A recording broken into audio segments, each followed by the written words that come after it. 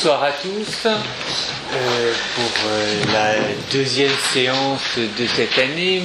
Le professeur Jean-Jacques Bienvenu nous propose le titre suivant: La recomposition des disciplines juridiques, un précurseur, Paul Gide. Paul Gide. Merci, Monsieur le Président.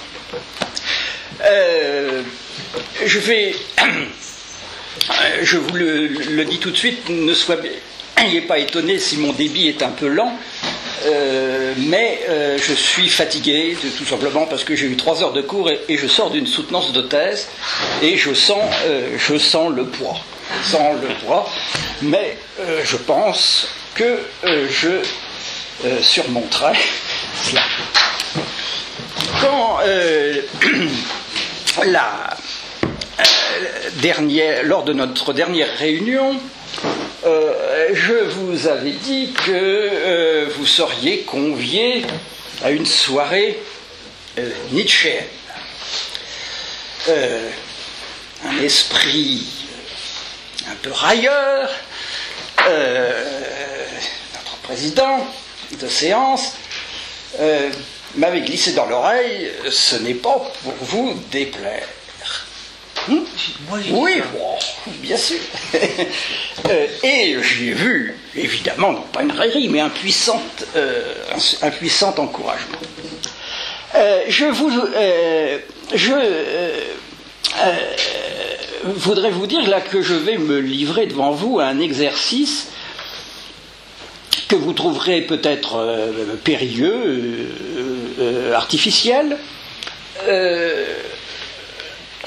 Moi, j'y crois beaucoup. Et je voulais donc placer cette communication, la recomposition, oui, il n'y a aucun doute, mais sous le thème de la vie. La vie. Parce que nous avons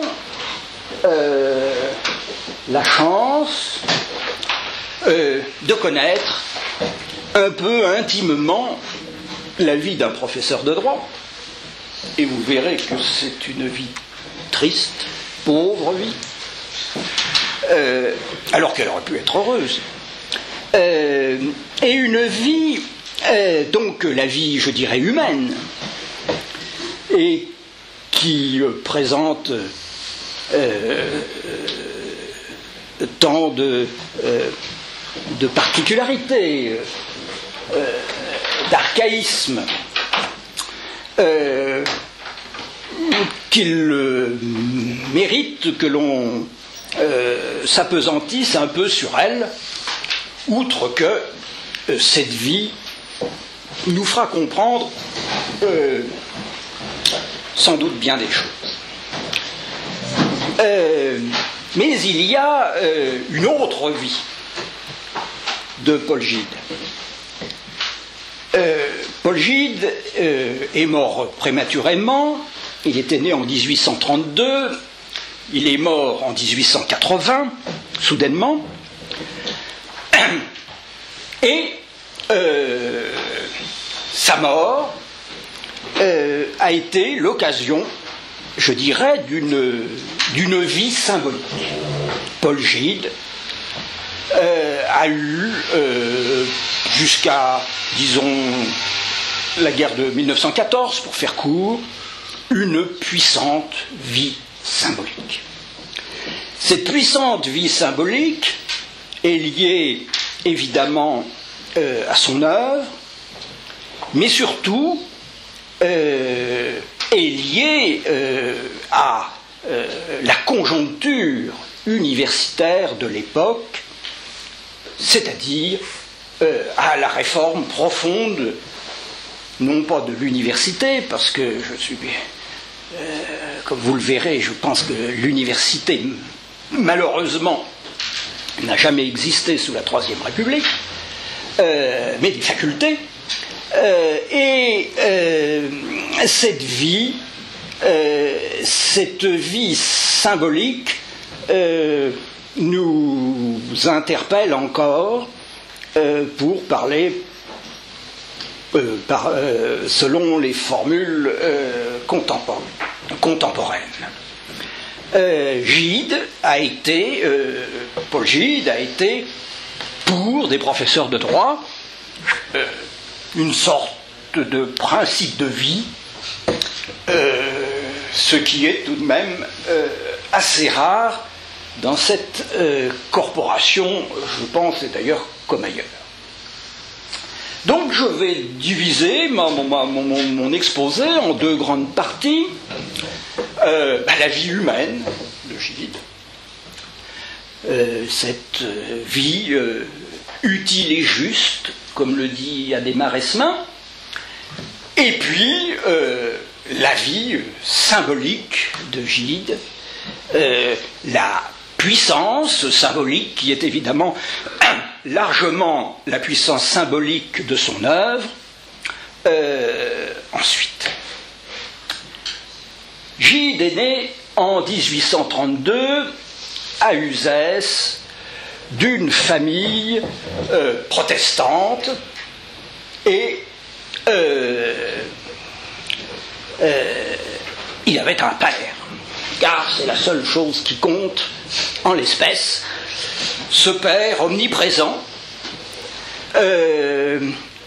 qui, on peut le dire, brisera en partie la consistance psychologique de Gide, de Paul Gide, qui manifestement avait des déficiences que ses contemporains n'ont pas manqué de relever avec une certaine cruauté.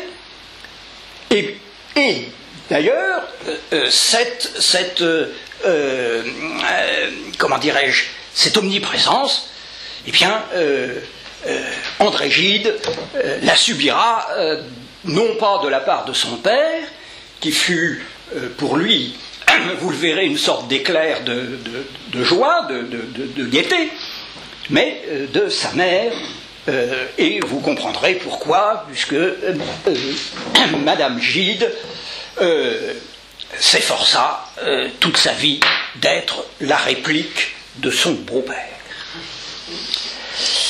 Tancred Gide, je m'appuie pour parler de la vie d'André Gide, de Paul Gide, pardon, de la très belle biographie que Adhémar Esmin, qui était l'élève de Gide, qui a fait ses thèses avec Gide, Adhémar Esmin a inséré dans la deuxième édition de La condition privée de la femme, l'ouvrage majeur de Gide. Et je peux la compléter, et c'est là le versant le plus intime, par le célèbre ouvrage du professeur Delay sur la jeunesse d'André Gide, qui eut accès, la fille d'André Gide, lui ayant communiqué très libéralement l'ensemble des papiers de famille. Le terrible Tancred Gide. Le terrible Tancred Gide était président du tribunal d'Uzès. C'était, nous dit Esmin, un protestant rigide, huguenot des anciens jours. André Gide, qui ne l'a pas connu, nous le décrit dans ses souvenirs, baptisés, vous le savez, intitulés « Si le grain ne meurt », et je reprends dans l'ouvrage de Delay le passage que Delay tire de l'ouvrage « Si le grain ne meurt ». L'auteur de « Si le grain ne meurt » n'a pas connu son grand-père, déjà mort en 1867, quand il vint au monde, 1869. Et c'est au travers des récits de sa mère, enthousiasmée par l'élévation morale et la piété de Tancred Gide qu'il en a entendu parler. Et il écrit « Elle m'en parlait comme d'un huguenot austère, entier, très grand, très fort, anguleux, scrupuleux à l'excès, inflexible, et poussant la confiance en Dieu jusqu'au sublime. Ceux de la génération de mon grand-père gardaient vivant encore le souvenir des persécutions qui avaient martelé leurs aïeux, ou du moins certaines traditions de résistance. Un grand raidissement intérieur leur restait de ce qu'on avait voulu les plier. Chacun d'eux entendait distinctement le Christ lui dire, et au petit troupeau tourmenté, « Vous êtes le sel de la terre. Or, si le sel perd sa saveur, avec qui la lui rendra-t-on » Et, évidemment, Tancred Gide va jouer un rôle capital, certainement négatif, dans la psychologie de Gide. Donc je continue à dire Gide, c'est Paul. Hein. Oui, Paul. Dans la psychologie de Gide, mais va évidemment, par le régime épouvantable qu'il va imposer à son fils, en faire un savant, et un grand savant. Car la méthode d'éducation de Tancred Gide, c'est l'isolement moral. L'isolement moral, l'environnement étant un environnement épouvantable, d'abord parce qu'il y avait trop de catholiques, évidemment, et puis l'environnement républicain, et là ce n'est pas parce qu'il est protestant, l'environnement républicain était profondément immoral. Sachez que Paul Gide est resté toute sa vie président du tribunal civil d'Uzès pour ne pas, alors qu'on lui avait proposé des promotions, pour ne pas, c'est pas même pas devoir sa promotion, c'est pour ne pas avoir le décret de nomination signé par un homme politique qui n'était pas moral.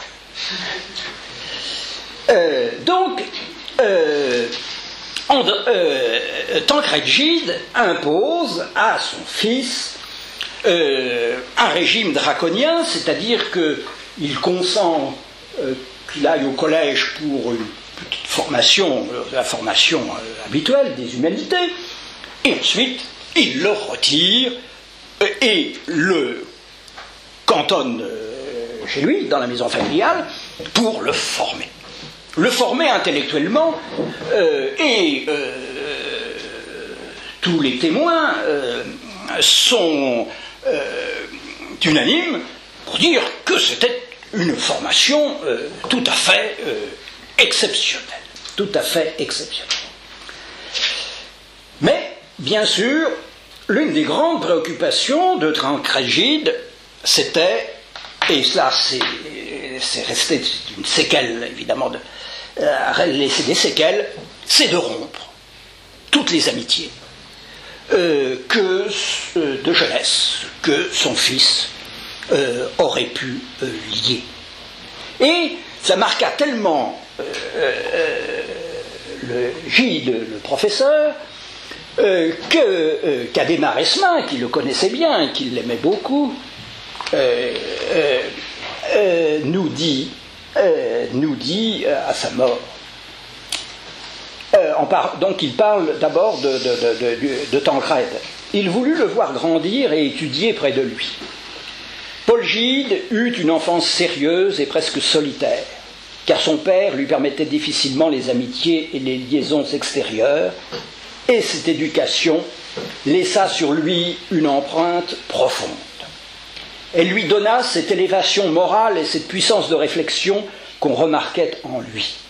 Elle explique aussi sa réserve un peu froide, en apparence, son allure timide et un peu embarrassée, et jusqu'à cette attitude légèrement inclinée qui lui était familière, on eût dit qu'il courbait encore le front par souvenir et par habitude, sous l'autorité respectée qui avait gouverné sa jeunesse.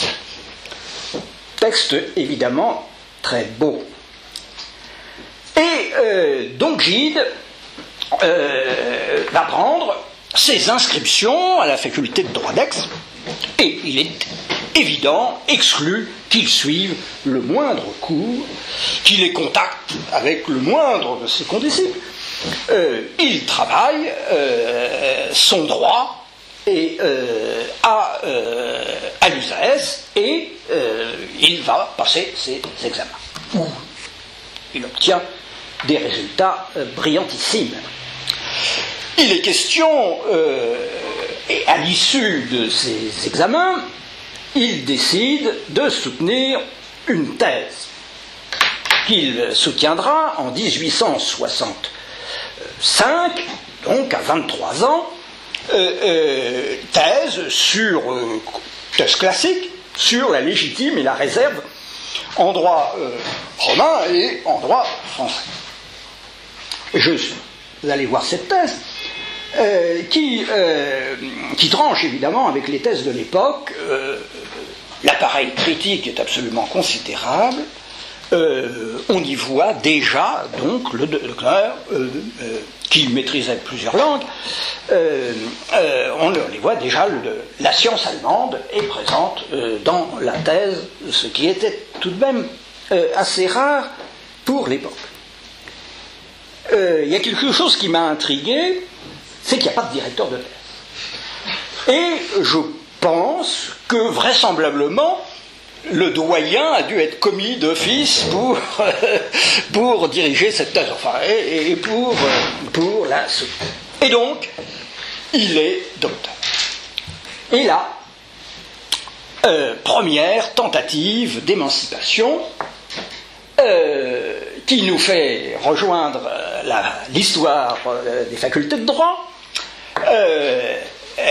Paul Gide décide de passer le concours d'agrégation. Le premier concours d'agrégation unique de 1856, non pas le concours sur chaire, qui existait avant. Et là, nous voyons le premier acte de résistance. Le père de Gide n'imagine pas un instant que son fils puisse être fonctionnaire et même professeur. C'est épouvantable. Il n'a, nous dit Esmin, aucun soutien à la faculté de droit, enfin, on peut le comprendre, et ce malheureux Paul Gide ne lâche pas, et nous le savons après, c'est Esmin qui nous le révèle, qu'il l'a découvert, parce que quand Paul Gide est mort, un vieux magistrat a fait son éloge funèbre dans le journal local du CS et révèle que Paul Gide a fait le tour de tous les magistrats du tribunal pour leur demander de convaincre son père de passer le concours. Et le père a été convaincu, semble-t-il, enfin convaincu, enfin, a cédé tout au moins, et donc, évidemment, là, le concours se passait à Paris, et Tancred Gide a pris un congé, accompagné, ils ont pris une petite location à Paris, dans le quartier latin, et le concours durait 2 mois, et a accompagné donc son fils. Le premier concours, donc unique, vous le savez, c'était un jury assez large, et un jury assez large où il y avait donc des professeurs et puis des magistrats à la Cour de cassation, généralement des présidents de chambre et le procureur général. Alors et était présidé par l'inspecteur général des facultés de droit, qui à l'époque n'était autre que Firmin Laferrière. Donc Firmin Laferrière présidait un jury, et je vous donne la composition un jury qui n'était pas négligeable. Il y avait le doyen Pella de la faculté de droit de Paris, je reviendrai, qui est un romaniste, Delpech, Aubry, l'Aubry-Hérault, Taulier, Valette et Oudot, plus les magistrats. Et Gide n'est pas reçu, mais il est admissible. Les deux premiers, il y avait, je ne sais pas, c'est 8 postes, les deux premiers, ce sont des gens que nous connaissons bien dans notre petite société, c'est Buffenoir, le premier, et le second, l'abbé. Et Buffenoir raconte à la mort de Gide que, concurrent et candidat, il avait été terriblement impressionné par le savoir étendu de Gide. Seulement, Gide ne savait pas parler en public. Il ne savait pas faire des leçons. Il lui manquait un dévolvé quelconque pour le... Inutile de vous dire que le dévolvé sera Tancrède Gide. Tancrède Gide décide de reprendre les choses en main et impose à son fils, nous le savons par Charles Gide, le frère, l'économiste, qui était beaucoup plus jeune, il avait 15 ans déjà. Tancrède Gide a décidé qu'il lui fallait un solide entraînement. Un solide entraînement, c'était 3 leçons par semaine pendant 1 an, sans jamais une interruption quelconque. Était convoqué aux leçons dans le grand salon de la maison Gide, toute la famille, y compris donc Charles Gide, qui s'en souvient et qui devait avoir 14 ou 15 ans, et puis les collègues magistrats de son père, et 1850, nouveau concours, en 1858,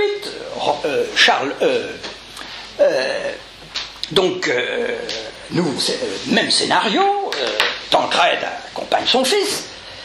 Le jury est assez composé à peu près de la même manière, avec quelques noms plus prestigieux qui vont vous dire quelque chose. Le président est toujours Laferrière, puisqu'il était de droit. Nous retrouvons le romaniste Pella, nous retrouvons Delpech, nous retrouvons Aubry, et les deux autres ne sont autres que de Molombe et Foucard. Et Paul Gide, à 26 ans, est reçu premier à l'unanimité. Et donc, comme c'était encore possible à l'époque,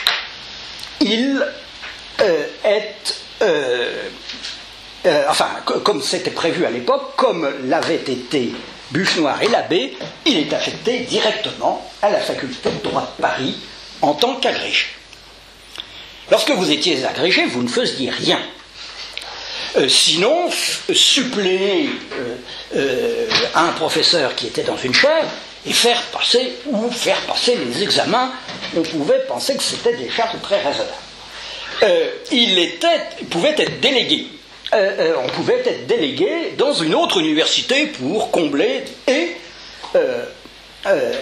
Paul Gide a été délégué à Grenoble pendant 2 ans pour assurer le cours de droit administratif.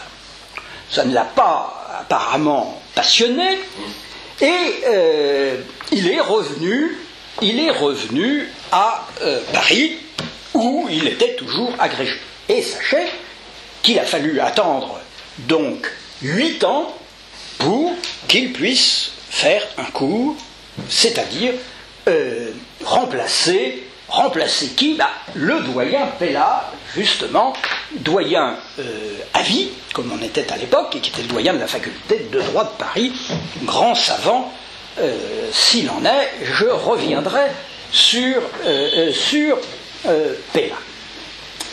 Et donc, ce n'est qu'en 1870 qu'il aura, 8 ans après les suppléants de Pella, ce n'est qu'en 1870, donc 12 ans après le concours, qu'il a enfin un cours, une chaire de droit romain, parce que c'était la seule vacante. Or, il faut savoir que toute sa vie, enfin, dans sa courte vie, Gide a regretté de faire du droit romain. Il aurait aimé beaucoup enseigner le droit civil et surtout le droit commercial. Et vous verrez que il y a eu une petite compensation. Mais il ne faut pas croire que l'agrégation lui a permis d'échapper à Tancrède Gide. C'est que s'il est agrégé en 1858, dès son agrégation, Tancrède Gide se préoccupe de marier son fils. Et même dans ce mariage, vous verrez que vous allez retrouver des gens bien connus et des publicistes bien connus. Donc, Tancrède Gide décide de marier son fils. Il est évidemment hors de question que ce soit son fils qui prenne en charge les choses, parce qu'il faut un mariage qui présente toutes les garanties possibles, et confie donc la tâche à un réseau de pasteurs, qui, ça est assez et fort compliqué, réseau de pasteurs qui va dénicher dans la communauté protestante de Rouen, tout de même il n'y avait pas beaucoup de protestants, la femme qui pourrait convenir,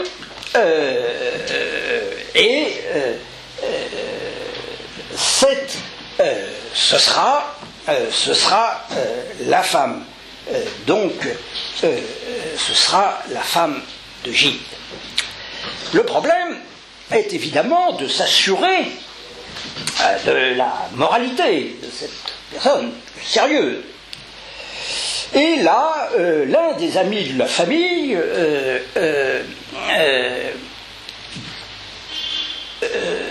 sachant qu'il était, et que je suis en train de pardonnez-moi le nom de famille de la femme de Gide, Rondeau, sachant que la famille Rondeau avait une propriété pas loin de chez Guizot, on écrit à Guizot pour savoir ce qu'il en est. Et le professeur Delay a retrouvé la lettre de Guizot que je ne peux pas résister. Je ne peux pas résister. Vous l'avez.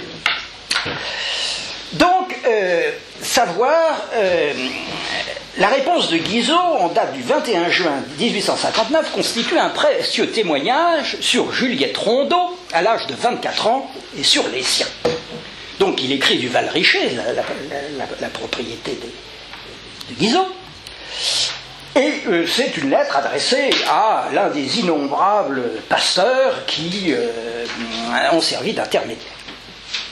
Je vous donne tout de suite les renseignements que vous désirez. Les Rondeau-Pouchet sont en effet mes voisins. Le père, grand manufacturier de Rouen, a acheté il y a quelques années la terre de Larocque à une demi-lieue du Val-Richer. Il y vient tous les étés passer quelques semaines avec sa famille. Nous nous voyons dans ce temps-là. Il est, lui, un homme capable, vrai homme d'affaires, intelligent, sensé, actif, estimant par-dessus tout le succès et les profits du succès. On croirait voir Ferréor dans la comtesse de Ségur. Sa femme est une excellente personne, pieuse, charitable, de sentiments élevés sous des formes timides et gauches. Tous ceux qui la connaissent en font cas. Elle est riche par elle-même et assez maîtresse dans sa maison. Ils ont 4 enfants, 2 fils et 2 filles. Je ne pense pas qu'on vous ait trop dit sur leur fortune. Ils sont certainement fort riches et avec des affaires bien conduites. On en vient à la fille. La fille n'est pas jolie. Pas laide non plus. L'air un peu gauche. Elle a été très bien élevée par une personne de beaucoup de mérite, donc c'est une sorte de camériste qui vivra jusqu'à sa mort avec Juliette Rondon, qui lui a donné sur toute chose de bons sentiments et de bonnes habitudes. Mes filles disent qu'elle a de l'instruction, le goût des bonnes lectures. Elles ont très bonne impression de la mère, bonne aussi de la fille. La famille est bien posée à Rouen. Le père a été longtemps et encore, je crois, membre et secrétaire du Conseil général. Il a un frère aîné, maintenant fort âgé, longtemps membre de la Chambre des députés de notre temps, et l'un des plus fidèles, des plus intelligents des alliés de notre parti. Vrai conservateur libéral. Esprit cultivé d'ailleurs, lettré même. Je vous dis tout ce que je sais. À tout prendre, je n'ai sur la famille et sur la personne que de bonnes impressions à vous transmettre. Je crois la santé fort bonne, du moins elle en a l'air, ni grande, ni grasse. Adieu, ma chère amie, parce que oui, non, c'est une femme, mais qui est la femme de signé François Guizot. Sur une recommandation pareille, le mariage ne pouvait que se conclure. Mais le mariage, la lettre date de 1859, le mariage n'a eu lieu qu'en 1863. Pourquoi ? Tout simplement parce que le père, Rondeau Pouchet, riche manufacturier, meurt. Il meurt entre, d'ailleurs, les bras de son médecin, qui n'est autre qu'Achille Cléophas Flaubert, le frère de Flaubert, le médecin de fer. Et donc, il faut d'abord régler la succession. Affaire compliquée, et Jean Delay nous dit que c'est là où on voit les premiers, le premier comportement autonome de la future Madame Gide, qui est, donc, elle n'a toujours jamais vu encore son futur mari, n'est-ce pas ? La future Madame Gide commence par moraliser l'ensemble des propriétés, c'est-à-dire renvoyer tout le personnel qui n'a pas une moralité suffisante. C'est sa grande préoccupation, sa seule préoccupation. Et puis, il va bien falloir passer aux actes, je dirais, et bien entendu, les oncles et tantes de Juliette Rondeau vont se rendre compte sur place, c'est-à-dire à Paris, de l'état du futur mari. Elles le trouvent d'une moralité merveilleuse, de toute garantie, un peu faible de constitution, mais ça pourra se faire, et le mariage se fait en 1863, et vous savez, il naît de cette union qu'un seul enfant, André Gide. André Gide a eu... André Gide a toujours été manifestement fasciné par ce couple dont il ne comprenait pas grand-chose, et il a cherché à savoir, ne serait-ce que savoir si ses parents avaient des sentiments l'un pour l'autre. Et il n'a eu de sa mère que cette réponse, parce qu'il lui avait osé lui demander un jour vraiment si le mariage, comment c'était, elle avait, si décidé, enfin, elle n'avait rien décidé, d'ailleurs, pour femme, mais c'est ce mariage. Et elle lui avait répondu qu'elle avait été séduite par la haute élévation morale de sa belle famille. Voilà notre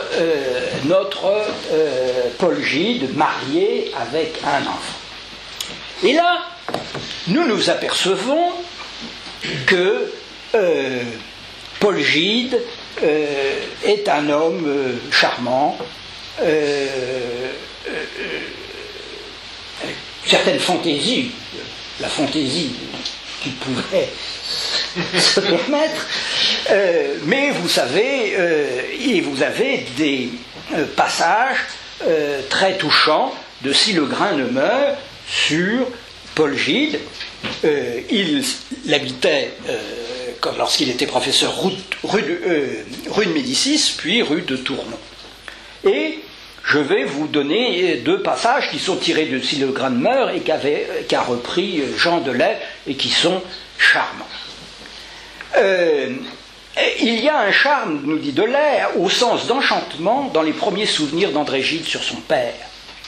Et voilà ce que dit Gide. Certains beaux soirs d'été, quand nous n'avions pas soupé trop tard et que mon père n'avait pas trop de travail, il demandait « Mon petit ami vient-il se promener avec moi ?» Il ne m'appelait jamais autrement que son petit ami. « Vous serez raisonnable, n'est-ce pas ?» disait ma mère. « Ne rentrez pas trop tard. » J'aimais sortir avec mon père. Et comme il s'occupait de moi rarement, le peu que je faisais avec lui gardait un aspect insolite, grave et quelque peu mystérieux qui m'enchantait. Je voudrais vous donner un autre passage qui est tout aussi charmant. Voilà. Parfois, Paul Gide invitait son fils à venir le retrouver dans son cabinet de travail. L'enfant y entrait comme dans un temple, en étouffant ses pas. Dans la pénombre se dressait le tabernacle de la bibliothèque. L'énorme table couverte de livres et de papiers, le lutrin, l'épais tapis aux tons rouges et sombres lui inspiraient une vénération un peu craintive. Mais dès que le maître de la cité des livres s'occupait de lui, le bureau solennel devenait le théâtre de scènes d'enchantement. Délaissant les pandectes, le juriste devenait le merveilleux conteur dont son fils devait garder longtemps la nostalgie. Il lui lisait à haute voix, en les commentant, les passages de l'Odyssée, les aventures de Simbad le marin, d'Ali Baba, les scènes de Molière, la farce de Patelin, le Télémaque, les masques de Maurice Sand, illustration de la comédie italienne. Donc, cette vie bien limitée ne correspond en aucun cas à la vie publique de Paul Gide. Vie publique de Paul Gide parce que, comme l'a bien vu Esmin, ce traitement inhumain qu'il a subi lui a donné une énergie extraordinaire. Énergie extraordinaire doublée de la part de Paul Gide, et ce qui était certainement rare à l'époque chez ses collègues, et qu'il l'est tout aussi de nos jours, c'est que Paul Gide était un grand littéraire, un artiste qui était un excellent connaisseur de la peinture, très grand connaisseur de la musique, et il a donné évidemment tous ces dons, il les a investis dans ses fonctions universitaires. Car, et cela joue énormément, d'abord, Paul Gide, petit, avec une voix assez faible, est l'un des professeurs qui eut le plus grand succès d'amphithéâtre, avec Buffenoir. Buffenoir était un personnage bourguignon qui prenait de la place, et qui avec une rhétorique comme on l'aimait à l'époque. Gide fait évidemment le contraire. La pureté de la langue, l'économie des moyens et un travail extraordinaire sur son cours. Travail qui, nous dit Esmin, qui a suivi ses cours, nous dit, était d'abord un travail de présentation.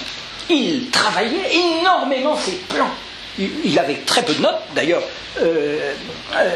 Esmin avait voulu reproduire son cours, qui l'avait fasciné, son cours de droit romain. Il n'y avait rien, il n'y avait que du petit papier.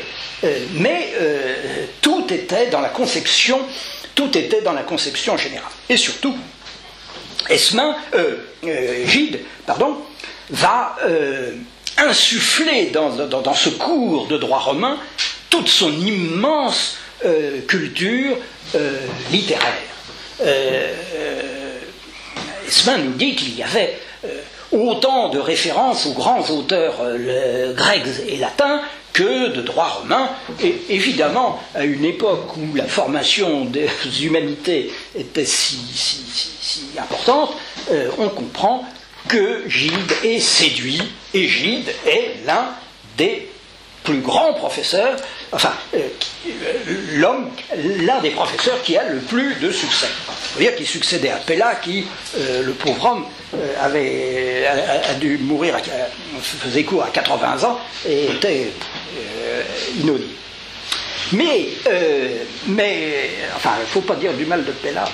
Je l'ai découvert récemment. Et donc,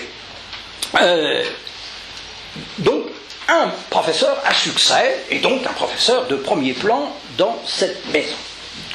Mais Gide a aussi une extraordinaire énergie. Extraordinaire énergie qui tient, énergie dans l'écriture, je dirais. Énergie dans l'écriture et même intrépidité scientifique. Énergie dans l'écriture parce que, ne faisant pas cours, n'ayant pas de cours à faire plus exactement, il décide de se livrer à des œuvres scientifiques. Or, en 1866, l'Académie des sciences morales et politiques met au concours un sujet tout à fait passionnant, tout ce qu'il y a de classique, dont je vais vous donner l'intitulé. C'était donc exactement concours. Le sujet avait été donné par qui? Par un membre de l'Académie, mais qui n'est d'autre que Charles Giraud, qui sera l'inspecteur général des facultés de droit, qui succédera à la Ferrière ensuite.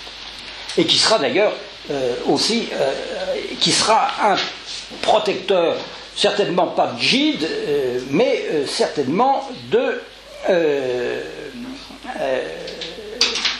d'Esmin. J'y reviendrai sans doute tout à l'heure. Donc, on demandait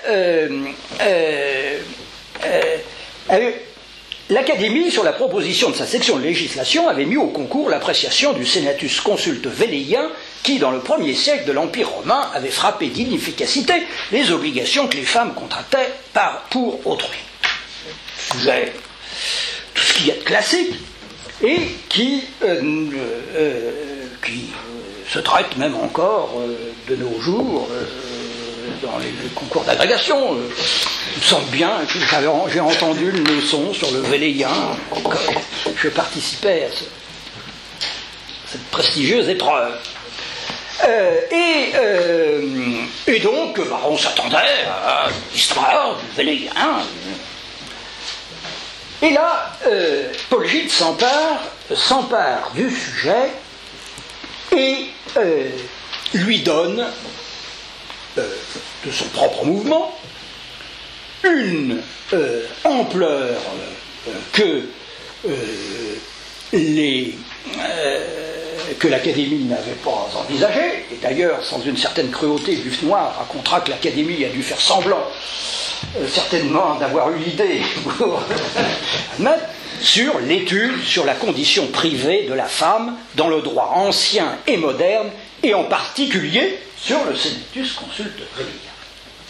Donc, le Senatus Consulte Velleïen devient un motif d'une étude énorme sur l'incapacité de la femme mariée. Mais c'est là où on voit que notre Paul Gide a la détermination à la fois scientifique et carriériste, car évidemment, cette étude, dans sa grande n'est autre que l'autre versant, je dirais, de la célèbre étude faite, qui a donné à Édouard Laboulet sa réputation scientifique, recherche sur la condition civile et politique des femmes. Et en réalité, quand vous comparez, il a donné la même ampleur à ce travail. Travail absolument considérable, puisque en un an, il rédige une fois et demie cet ouvrage. Quand il a été publié, il a fait sauter un tiers.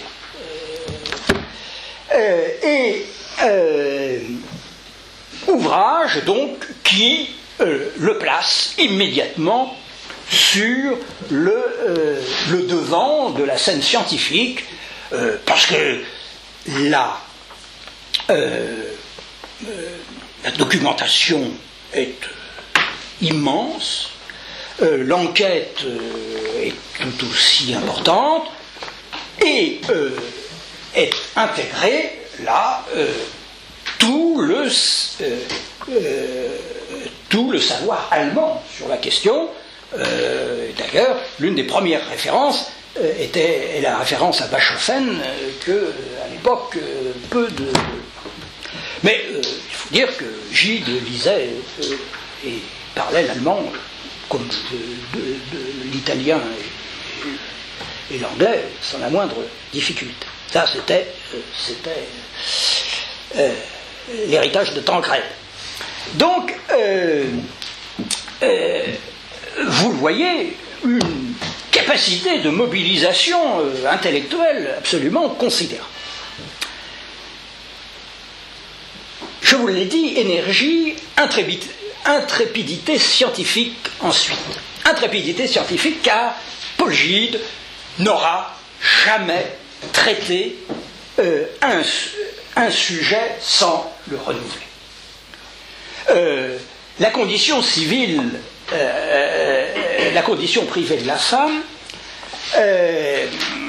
donc Paul Gide nous démontre que l'incapacité de la femme mariée, c'est une espèce dans toutes les législations, c'est une espèce comment dirais-je, de principe rampant, dont la dernière, l'une des dernières formulations en droit français, car il s'arrête en 1865, dont la dernière manifestation, c'est l'inaliénabilité de la dot, car pour lui, et contrairement à beaucoup d'autres historiens, c'est pas la dot qui est inaliénable, c'est la femme c'est parce qu'elle est incapable que la dot est inaliénable. Et Paul Gide affirme, est favorable à la disparition de cette incapacité et même la disparition du régime dotal. Et il est frappant que tous les comptes rendus de l'époque font silence total sur ces conclusions audacieuses, sauf Buffenoir en parlera en disant d'ailleurs à la mort en 1880 qu'on ne peut pas suivre Gide sur ce terrain. Intrépidité scientifique encore, nous verrons d'autres choses, mais intrépidité scientifique lorsque à la veille de sa mort. À la veille de sa mort, Paul Gide est des candidats virtuels à l'Institut, où il s'était déjà présenté 2 fois, mais vous comprendrez pourquoi tout à l'heure. Il vient exposer une question sur, je ne sais plus, l'enfant naturel, où, sous le nez de Giraud, il démontre que la théorie développée par Giraud 20 ans plus tard est une somme d'absurdité. Et d'ailleurs, Giraud prendra sa plume pour le réfuter dans le journal des savants, une première réfutation, et il s'apprêtait à faire une deuxième réfutation, et Gide est mort entre-temps. Et il prononcera à la place son éloge funèbre. Et donc, intrépidité du style. Le style de Gide est un style absolument magnifique. J'ai lu à peu près de tout ce qu'il a écrit, sauf vraiment des choses. Oui. Ces articles sont extraordinaires. Ce sont des articles qui tranchent avec l'époque. Gide, d'abord, parle à la première personne. Ce sont des articles extrêmement resserrés où il n'y a aucune citation d'auteur aucune citation d'auteur.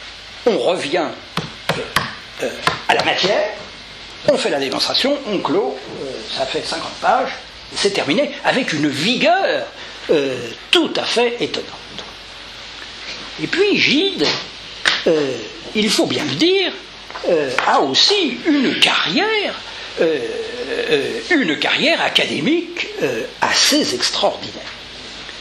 Donc, à 34 ans, il est lauréat et pour.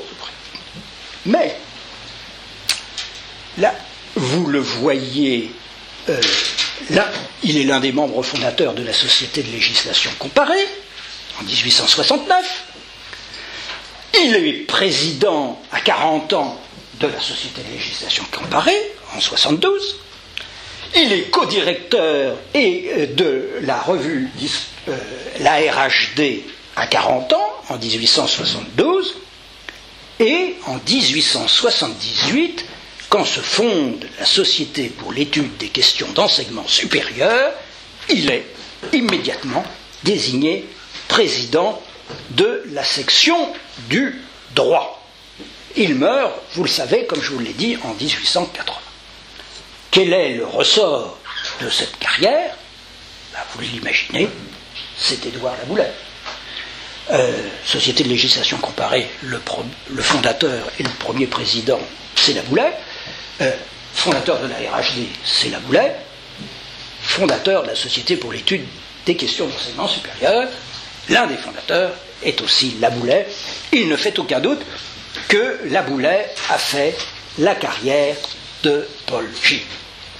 Paul Gide meurt. Paul Gide meurt en 1880 et commence ce que j'appellerais sa carrière symbolique. Sa carrière symbolique liée à ses travaux, et puis liée à sa position scientifique. Je dirais que les contemporains vont en faire un héros de la science. Les contemporains, c'est Buffenoir, c'est Saleil, c'est Esmin, c'est Esmin, c'est Giny, et c'est aussi Eugène Gaudemet. Vous verrez dans quelles conditions. Pour comprendre pourquoi il a été un héros de la science, eh bien, il faut se reporter à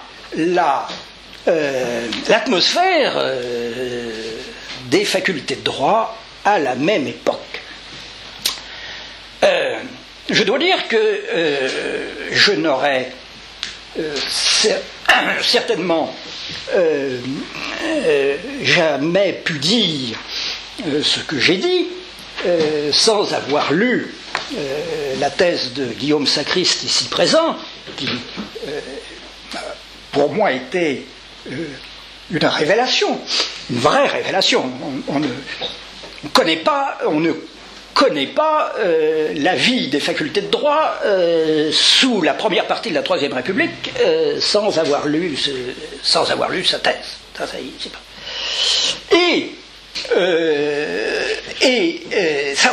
Et en même temps, sans avoir fait les travaux sur la loi de 1876 sur l'université que M. Yves Gaudemet a bien voulu me demander. Car je dirais la royauté symbolique de Liard ne se comprend que dans ce que j'appellerais le cadre scientifico-corporatif imposé par Louis Liard. Je vous rappelle qui est Louis Liard, pour ceux qui l'auraient oublié, qui ne le sauraient pas. Louis Liard est le très puissant directeur de l'enseignement supérieur à partir de 1884, sans interruption jusqu'en 1902, et qui sera ensuite vice-recteur de l'Université de Paris jusqu'à sa mort en 1917. Liard est omniprésent dans la vie de la universitaire. Notre ami Sacriste a montré ce qu'est le poids de Liard dans la vie de l'université, et notamment de la faculté de droit de Paris, où il triture les élections de doyens, il détermine les chefs, il fera par ailleurs, par exemple, toute la carrière de Durkheim. Je pense à la grande biographie là, de Paul Fournier sur Durkheim qui vient de sortir. On voit ce qu'est Liard. C'est un homme considérable. Alors, pourquoi, comment comprendre, donc je fais un excursus sur cette atmosphère, des choses évidemment que vous retrouverez dans mon article à la RDP. Liard a et ses acolytes, je dirais, dont le premier est Lavis, Ernest Lavis, historien. Liard a, et ça c'est tout à fait important et même capital, Liard et son entourage ont une profonde conscience que l'université est un monde étranger à la France. Lavis écrira « Nos hautes écoles n'ont jamais été affectées par notre histoire, ou du moins il n'en est jamais parti, il n'y est venu aucun grand courant d'opinion et d'idées. » C'est-à-dire que Liard comprend très vite, alors que le milieu républicain est tout de même très favorable à l'université, surtout à condition qu'elle soit républicaine, mais à l'université, et toute la stratégie de Liard sera d'avancer en pensant que, au contraire de l'Allemagne, l'image de l'université n'est absolument pas prégnante dans les élites qu'elle soit politique ou sociale. Ça, c'est capital et si juste. Et donc, Liard va développer, et ça c'est tout à fait capital, Liard va développer une théorie de l'université. Théorie de l'université, pourquoi ? Eh bien pour asseoir les réformes futures. Cette théorie de l'université a intéressé des philosophes, et notamment Alain Renaud, qui a fait un article sur... Ça s'intitule « Une philosophie française de l'université allemande, le cas Louis Liard ». C'était intéressant, c'est même très bien. Mon collègue Rials, je crois, veut réexaminer la question à nouveau frais. Pourquoi pas, mais il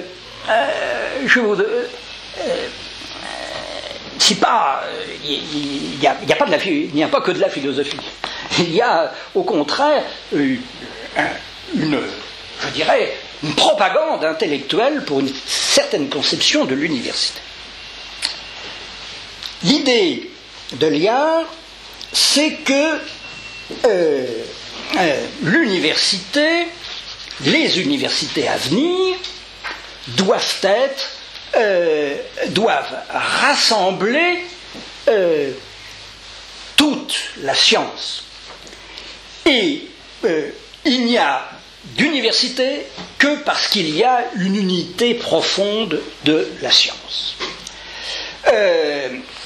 Vous voyez très bien le mixage de cette doctrine.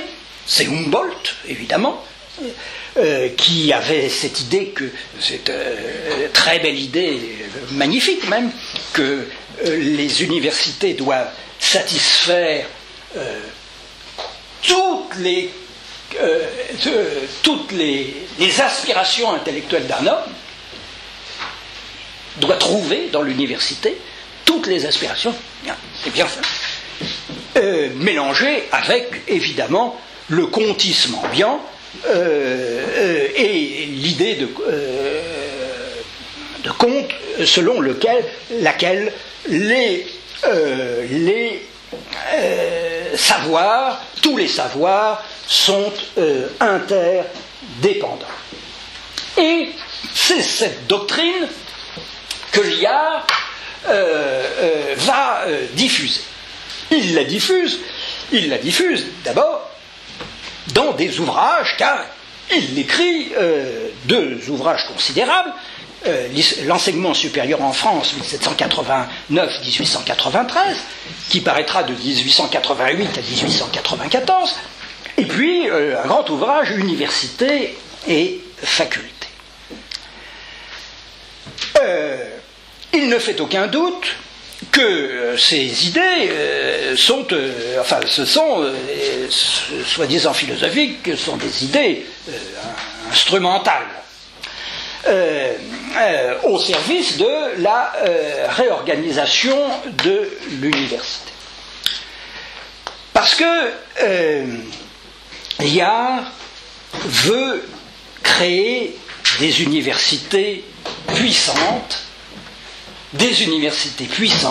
en nombre restreint, sans, attention, c'est d'ailleurs ce qu'il perdra, sans supprimer les facultés existantes. Liard nous révèle quelle est sa politique. Il y a une phrase qui est tout à fait étonnante et qu'il faut méditer. Lorsqu'en 1890 il réussira, son ministre, qui n'est autre que Léon Bourgeois, va déposer un projet en ce sens, Liard, c'est manifestement Liard qui rédige l'exposé des motifs. Rédigé tout. Et il énumère tous les bienfaits que la République a apporté au monde universitaire, c'est-à-dire, évidemment, c'est l'énumération de toutes ces réformes et tous ces projets de réforme. Et Liard nous dit cette chose tout à fait étonnante. La République a créé deux catégories d'étudiants, autrefois inconnues en France, les étudiants en sciences et les étudiants en lettres. Elle a mis plus de sciences que par le passé, là où dominait autrefois le souci des études professionnelles, et elle a donné une tâche professionnelle aux ordres des facultés qui n'en avaient pas. Vous le voyez donc, la politique de Liard, c'est de créer de toutes pièces l'enseignement littéraire et scientifique, ou, sous-entendu, c'est là où réside la science, et puis transformer les facultés professionnelles, dont les facultés de droit, les facultés de droit et les facultés de médecine. Et il avance donc, s'il faut garder ça en tête, plus de sciences, mettre plus de sciences dans les facultés de droit. Il va marteler ça partout, dans un nombre incalculable de rapports, dans les textes qui ne peuvent en aucun cas être ignorés par les juristes, car ces textes vont, il ne fait aucun doute, parasiter le discours scientifique dans les facultés de droit pendant au moins jusqu'aux années 1910.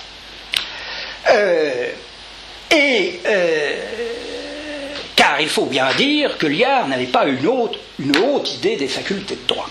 Il considère, dans ses rapports, que ce sont les plus rétrogrades. Je vous le dis, en 1889, il écrit « Si l'on compare ce que furent à l'origine les divers ordres de facultés avec ce qu'ils sont aujourd'hui, on s'apercevra que les facultés de droit sont celles où l'enseignement s'est le moins enrichi. » C'est le thème. Donc, l'enrichissement de l'enseignement, faire de la science. Et ce qui est tout à fait étonnant, c'est qu'évidemment, mais on le comprend très bien, on dit, bon, c'est le discours d'un directeur d'enseignement supérieur. Aujourd'hui, le directeur d'enseignement supérieur ferait une lettre, oui, tout le monde s'en moquerait. Ben, le seul problème, c'est que Liard, lui, fait peser sur les facultés de droit son contrôle, ses interventions, et on ne peut pas l'obliger. Et il ne fait aucun doute que cette thématique de la science dans les facultés de droit, il était évidemment farouchement opposé à la professionnalisation des facultés de droit, ça va de soi, je ne m'étends pas sur ça. Il va donc, le mot d'ordre, c'est, pour les facultés de droit, se défendre, faire de la science. Faire de la science. Alors faire de la science, il y a deux manières de la faire. C'est d'expliquer qu'on en a toujours fait dans les facultés de droit, ou bien en trouver. Lui, Liard a une politique bien précise, c'est pour le renouvellement des facultés de droit, c'est y introduire les enseignements de droit constitutionnel, de droit public, d'économie politique, et de repousser le monopole exagéré des privatistes. Mais parasiter le discours scientifique, cela va, comme je vous l'ai dit, ça va bien plus loin. Ça va bien plus loin parce que y a un autre personnage qui apparaît, c'est Boutmy. Boutmy qui crée l'école libre des sciences politiques. Mais attention, ce que l'on oublie trop, c'est que Boutmy, dans un premier temps, ne voulait pas faire la grande école professionnelle pour l'élite de la fonction publique. Boutmy, à l'origine, voulait faire une école de sciences sociales. Bon, ça échouera, et il saura se rétablir. Et donc Boutmy va surenchérir sur l'incapacité des facultés de droit à faire de la science. Quand je vous dis que ça parasite le discours scientifique, il ne faut pas oublier tout de même que, par exemple, Génie, célèbre méthode d'interprétation et source en droit privé positif, est une réponse, d'abord, et avant tout, une réponse à l'IAR. Ça commence, alors habilement, il rattache les conceptions de l'IAR à l'école de l'exégèse, c'est une grosse ficelle, mais c'est une réponse. Bon. Je pense encore à Duguy et son célèbre article « Le droit constitutionnel et la sociologie » à la Revue internationale de l'enseignement supérieur. C'est mot pour mot une réponse à l'IAR, puisqu'il reprend les termes même de l'IAR pour montrer que les facultés de droit sont des grands centres intellectuels et qu'on faisait de la sociologie sans le savoir. Même chose pour ce phénomène qu'on ne retrouvera plus après la guerre de 14, c'est l'intervention d'un certain nombre de juristes dans la revue de métaphysique et de morale. C'est pour montrer que l'on est capable de faire de la science. Quand, par exemple, Ménial l'historien, fait à la revue de métaphysique et de morale, on se demande pourquoi il est là, fait un article très long sur la technique de la déduction tempérée dans le raisonnement juridique, c'est pour contrer l'IAR. C'est pour contrer l'IAR. Mais le problème, évidemment, qui se pose, c'est de savoir quelle science. Comment faire de la science dans les facultés de droit. Et là, on voit poindre, évidemment, le danger des sciences sociales. Il ne faut pas oublier que l'IAR et ses acolytes disent « les facultés de droit se renouvelleront quand elles introduiront dans leur enseignement des sciences d'observation. » Capital, des sciences d'observation. C'est évidemment, si l'on en tire les conséquences, la sociologie qui se profile. Et là, je crois que nos collègues sociologues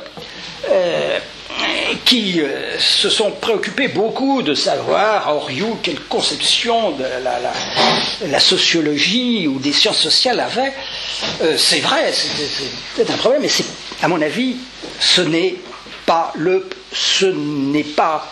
vrai problème.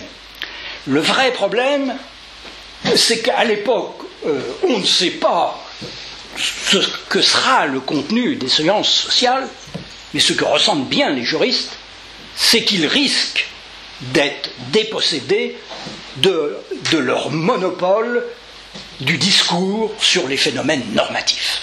C'est la grande question. Alors, ça prend des formes diverses, mais la norme, elle sera-t-elle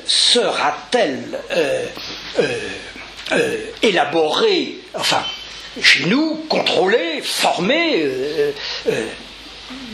au sein des facultés de droit, ou y aura-t-il des spécialistes des sciences normatives à l'extérieur, des disciplines normatives à l'extérieur?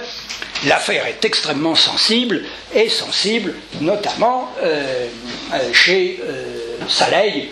Je vous en donnerai un exemple. Donc, vous voyez, le problème, c'est de trouver, alors que tout le monde est bien d'accord, que faire du droit, c'est d'abord les disciplines déductives, la norme, et puis les conséquences de la norme. Donc, trouver des méthodes qui soient trouver des disciplines qui soient des disciplines d'observation. Il ne fait aucun doute que l'économie politique l'est. Mais, et c'est là le point capital, c'est que on va, pour beaucoup, Esmin, Saleil, finalement pas Génie, parce qu'après Génie pense que seule la méthode scientifique, enfin sa méthode, si on peut appeler ça une méthode, va sauver le monde, la science juridique et le monde, mais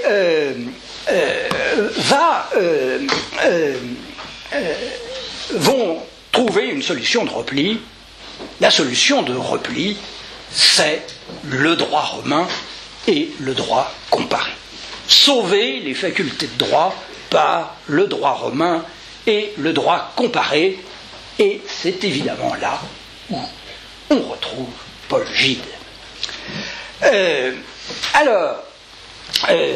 dois ajouter, mais ça c'est un lien, que la personnalité et à mon avis la personnalité, ça les spécialistes de sociologie pourraient le dire, mais la personnalité et les travaux de Durkheim ont certainement joué un rôle absolument considérable, parce que s'il y en avait bien un qui symbolisait la menace pour les facultés de droit, c'était Durkheim, qui s'assimilait si facilement le droit. Je relisais encore sa leçon d'ouverture des sciences sociales, à mourir de rire, parce que, bon, il expose, c'est horrible.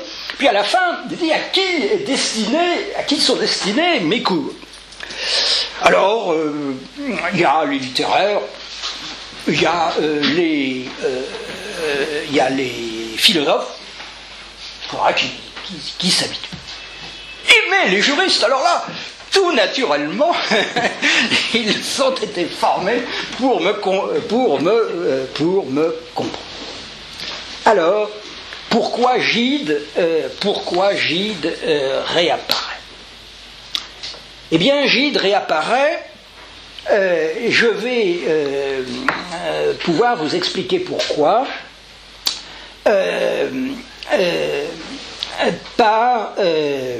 de deux manières.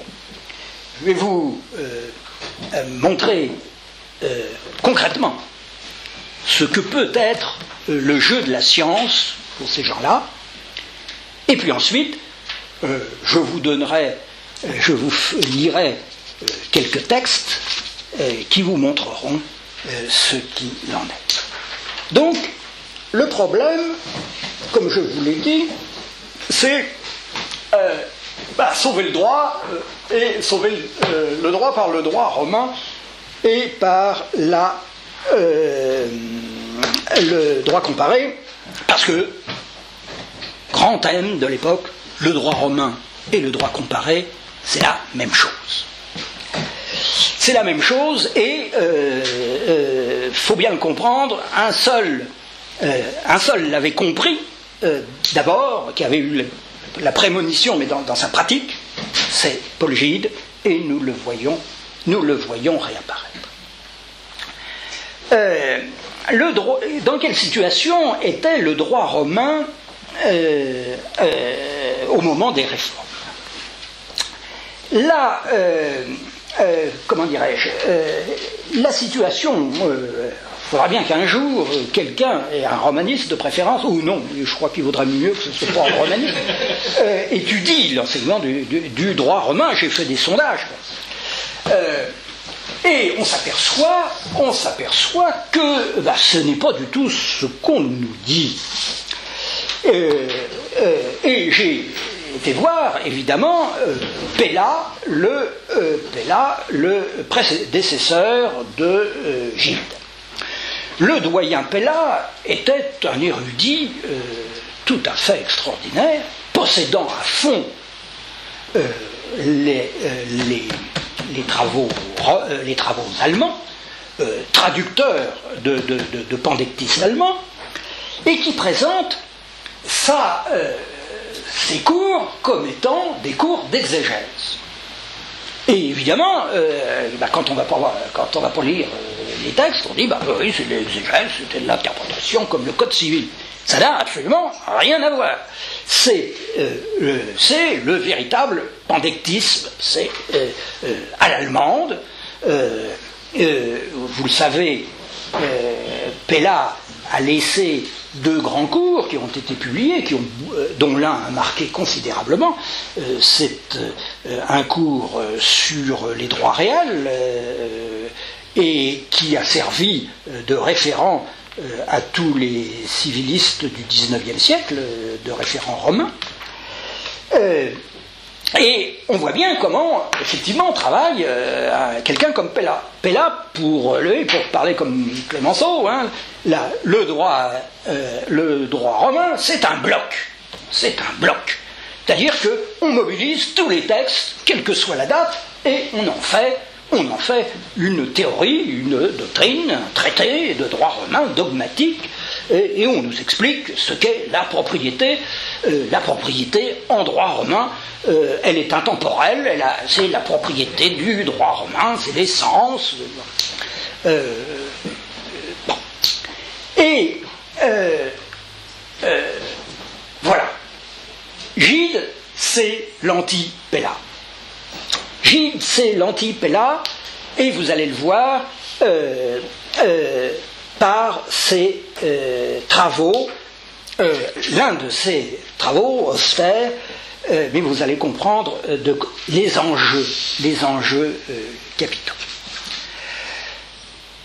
Gide, après la condition de la femme mariée,